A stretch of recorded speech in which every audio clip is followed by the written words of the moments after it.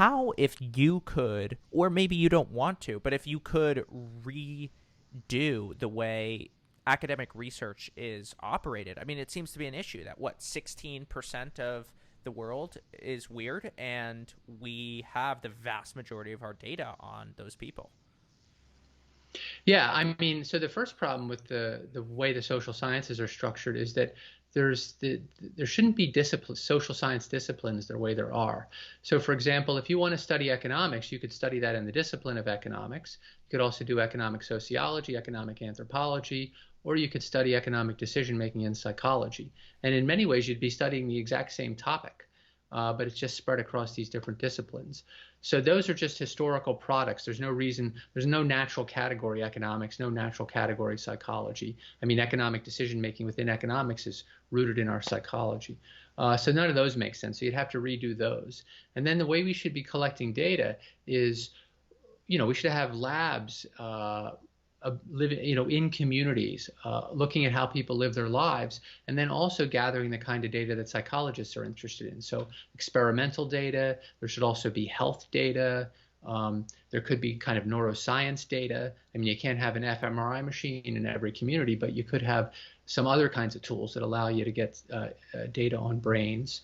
And this would give us kind of a worldwide picture of how people come to have the kind of ways of thinking that they do, the motivations that they do, how that's acquired as kids grow up, how child development is different in different places. We now know that many of the developmental sequences that have been described by psychologists are just peculiar to Western societies, and that you see quite different sequences in other places. But there's so little work that it's hard to characterize that beyond knowing that the Western sequence is peculiar. And what is the main constraint on us being able to do that? Is it technology? Is it that certain societies just don't want to do this? What's going on there? Well, you mean why we haven't done this, or? Yeah, basically.